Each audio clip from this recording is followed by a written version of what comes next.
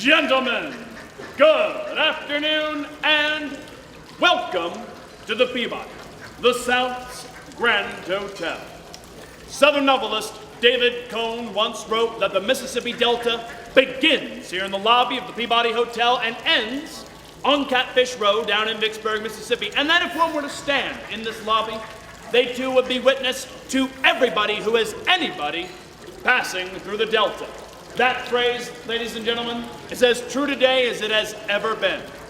The Peabody Hotel was first established in 1869, just a couple blocks from here at Main and Monroe. But in 1925, we expanded and relocated to here, 149 Union Avenue.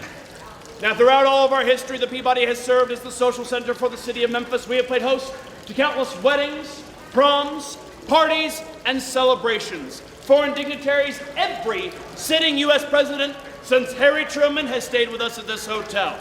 After the Duck March, I invite you to visit our memorabilia room. It's just up the white marble stairs here, above the gift shop here on the mezzanine. In there we have artifacts and stories unique to the Peabody's history, including a piece of Elvis Presley's original RCA contract, which was negotiated, typed, and signed here in this very lobby.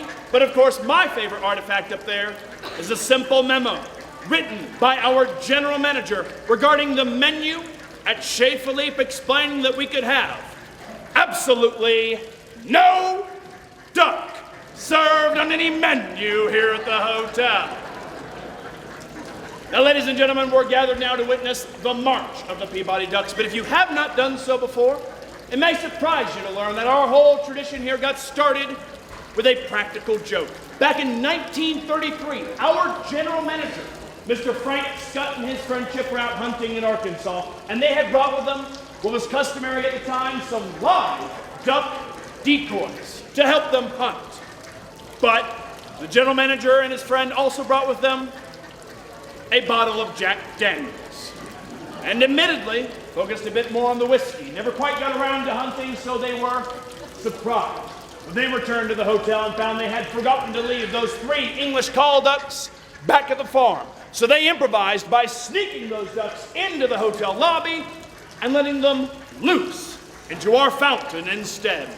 Deed done, the gentlemen retired to their rooms for the night, but when the general manager came down the next morning, all he was expecting were stories of the staff chasing ducks around the lobby, getting them out of the hotel, and covering up the prank from the night before. But instead, he found the ducks had stayed in the fountain the entire night long. And what's more, a crowd of guests had gathered around, and they were gawking at the ducks. So the general manager, he ran over, he apologized, said he'd get this cleaned up right away. People would never see ducks here at the hotel again. Oh, but the people protested, said no.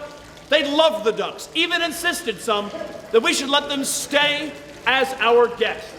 So, ladies and gentlemen, we have continued to honor your request, but we have had ducks as permanent residents at this hotel for over 80 years.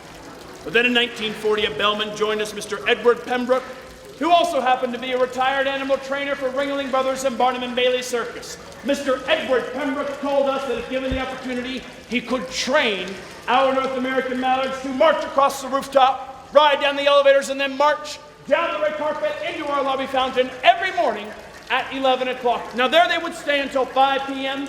when he would usher them out of the fountain, march them back up the red carpet, up the elevators, and back to their rooms. All this done to music, no less. Now he proposed all that to management, and they were skeptical, obviously, but told them that if he could figure it out, they'd let him march ducks for as long as he'd like. Mr. Pembroke then went on to train and march ducks with us here at the Peabody for the next 50 years. He also made the Ducks known across the country. They were on The Tonight Show with Johnny Carson, featured in People magazine. He and the Ducks even made a very special guest appearance on Sesame Street for National Rubber Ducky Day. Now, Mr. Pembroke did so much for the hotel, but especially for our Ducks, that he was named the world's first Duckmaster.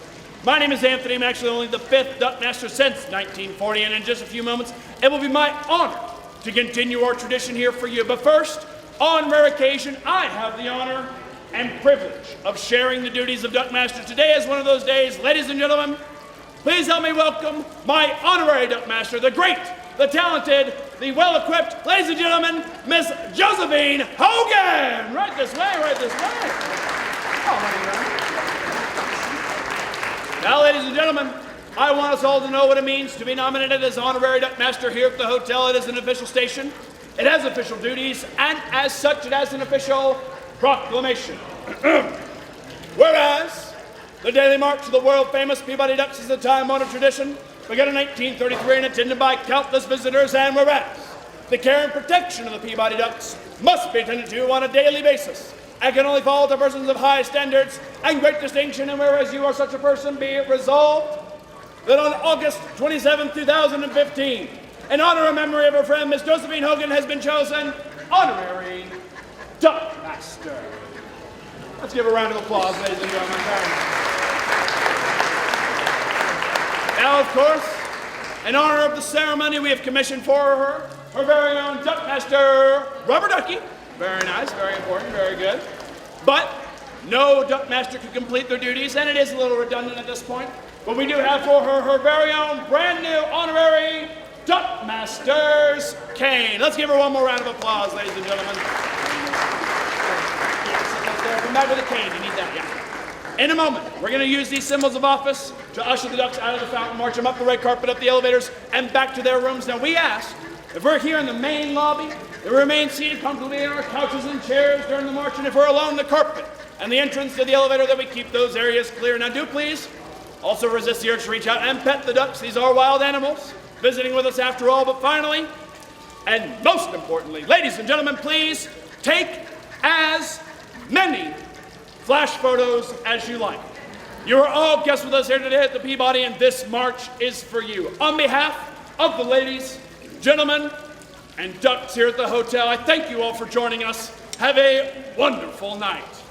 Thank you. All right, are you ready? Ladies and gentlemen, all right, almost. you will witness a tradition begun in the 1930s at this house. Wait for it. All right. An experience uniquely yours. Preparing to return to their penthouse on the plantation roof for No. Thank you. Ooh, drum roll. Ladies and gentlemen, the march of the world famous Peabody Ducks. You go. 3. All right, duckies. Wait for it. Duckies. Out on 6. Oh, there. Good posing, duckies. Well done. Pose for the people. Up there. Very nice. Oh, look at y'all. Very well done. I wear your sweaty ring. Look at you, Ducks. Very nicely done. Ladies and gentlemen, the march of the Peabody Ducks.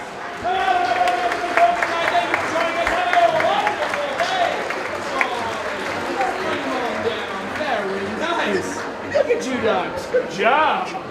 There we are. Yes, sir. Ladies, let's keep it on the carpet. Thank you. Ladies and gentlemen, we thank you all so much for joining us. Have a wonderful night. Great job.